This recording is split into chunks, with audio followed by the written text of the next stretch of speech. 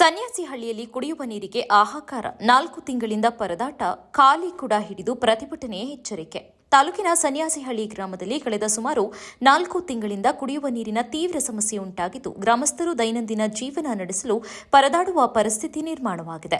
ಗ್ರಾಮದಲ್ಲಿ ನೀರಿನ ಸರಬರಾಜು ಇಲ್ಲದ ಕಾರಣ ನಾಗರಿಕರು ಸುಮಾರು 2 ಕಿಲೋಮೀಟರ್ ದೂರದಿಂದ ಕುಡಿಯುವ ನೀರನ್ನು ತಂದುಕೊಳ್ಳಬೇಕಾದ ದುಸ್ಥಿತಿ ಎದುರಿಸುತ್ತಿದ್ದಾರೆ. ಜಿಲ್ಲಾಧಿಕಾರಿಗಳು ಜಿಲ್ಲೆಯಲ್ಲಿ ಕುಡಿಯುವ ನೀರಿನ ಕೊರತೆ ಉಂಟಾಗದಂತೆ ಮುನ್ನೆಚ್ಚರಿಕೆ ಕ್ರಮಗಳನ್ನು ಕೈಗೊಳ್ಳಲಾಗುತ್ತಿದೆ ಎಂದು ಹಲವು ಸಭೆಗಳಲ್ಲಿ ಹೇಳಿಕೆಯನ್ನ ನೀಡುತ್ತಾ ಇರುವುದಲ್ಲದೆ ತಾಲೂಕು ಮಟ್ಟದ ಅಧಿಕಾರಿಗಳ ಸಭೆಗಳನ್ನು ನಡೆಸಿ ಪಟ್ಟಣ ಹಾಗೂ ಗ್ರಾಮಗಳಲ್ಲಿ ಕುಡಿಯುವ ನೀರಿನ ಸಮಸ್ಯೆ ಉಂಟಾಗದಂತೆ ಕ್ರಮ ವಹಿಸುವಂತೆ ಸೂಚನೆ ನೀಡಿರುವುದಾಗಿ ಹೇಳಲಾಗುತ್ತಿದೆ. ಜೊತೆಗೆ ಜಾನುವಾರುಗಳಿಗೆ ಆಹಾರ ಮತ್ತು ನೀರಿನ ಪೂರೈಕೆಯಲ್ಲಿ ವ್ಯತ್ಯಯವಾಗಬಾರದೆಂದು ಸ್ಥಳೀಯ ಅಧಿಕಾರಿಗಳಿಗೆ ಕಟ್ಟುನಿಟ್ಟಿನ ಸೂಚನೆಯನ್ನು ನೀಡಲಾಗಿದೆ. ಆದರೆ ಈ ಸೂಚನೆಗಳು ಕಾಗದದಲ್ಲೇ ಉಳಿದಂತಾಗಿದ್ದು, ಸನ್ಯಾಸಿಹಳ್ಳಿ ಗ್ರಾಮದಲ್ಲಿ ಮಾತ್ರ ಸಮಸ್ಯೆ ಇನ್ನೂ ಬಗೆಹರಿಯದಿರುವುದು ಸ್ಥಳೀಯರ ಆಕ್ರೋಶಕ್ಕೆ ಕಾರಣವಾಗಿದೆ. ಗ್ರಾಮ ಪಂಚಾಯಿತಿ ಪಿಡಿಒ ಅವರಿಗೆ ಈ ಸಮಸ್ಯೆಯ ಬಗ್ಗೆ ಹಲವು ಬಾರಿ ಮನವಿ ಸಲ್ಲಿಸಿದರೂ ಸಹ ಯಾವುದೇ ಕ್ರಮ ಕೈಗೊಳ್ಳದೆ ನಿರ್ಲಕ್ಷ್ಯ ತೋರಿಸ್ತಾ ಇದ್ದಾರೆ ಎಂಬ ಆರೋಪ ಗ್ರಾಮಸ್ಥರಿಂದ ಕೇಳಿಬರುತ್ತಿದೆ.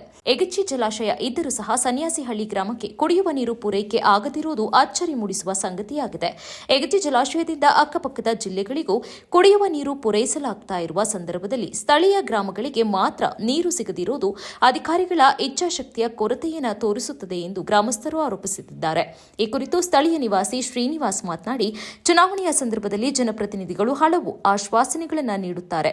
ಕುಕ್ಕರ್, ಲಿಕ್ಕರ್, ಗಡಿಯಾರ, ಕ್ಯಾಲೆಂಡರ್, ಯುಗಾದಿ ಹಬ್ಬದ ಸಂದರ್ಭದಲ್ಲಿ ಸೀರೆಗಳಂತಹ ಉಡುಗೊರೆಗಳನ್ನು ಹಂಚುತ್ತಾರೆ. ಆದರೆ ಚುನಾವಣೆಯಲ್ಲಿ ಗೆದ್ದು ಅಧಿಕಾರಕ್ಕೆ ಬಂದ ನಂತರ ಜನರ ಮೂಲಭೂತ ಸಮಸ್ಯೆಗಳತ್ತ ಗಮನ ಹರಿಸುವುದಿಲ್ಲ ಎಂದು ಅಸಮಾಧಾನ ವ್ಯಕ್ತಪಡಿಸಿದರು.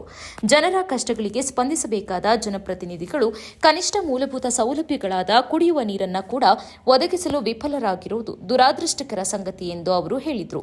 ಆದಷ್ಟು ಬೇಗ ಈ ಸಮಸ್ಯೆಯನ್ನು ಬಗೆಹರಿಸಬೇಕು. ಇಲ್ಲವಾದರೆ ಗ್ರಾಮಸ್ಥರು ಎಲ್ಲರೂ ಸೇರಿ ಖಾಲಿ ಕೊಡಗಳನ್ನು ಹಿಡಿದು ಜಿಲ್ಲಾಧಿಕಾರಿ ಕಚೇರಿಯ ಎದುರು ಪ್ರತಿಭಟನೆ ನಡೆಸಲಾಗುವುದು ಎಂದು ಗ್ರಾಮಸ್ಥರು ಎಚ್ಚರಿಕೆ ನೀಡುತ್ತಿದ್ದಾರೆ. ಈ ಸಂದರ್ಭದಲ್ಲಿ ಗೌರಮ್ಮ, ಕಮಲಮ್ಮ, ಚಿಕ್ಕಮ್ಮ, ಸೋಮಶೇಖರ್, ಧರ್ಮಣ್ಣ ಸೇರಿದಂತೆ ಅನೇಕ ಗ್ರಾಮಸ್ಥರು ಉಪಸ್ಥಿತರಿದ್ದರು.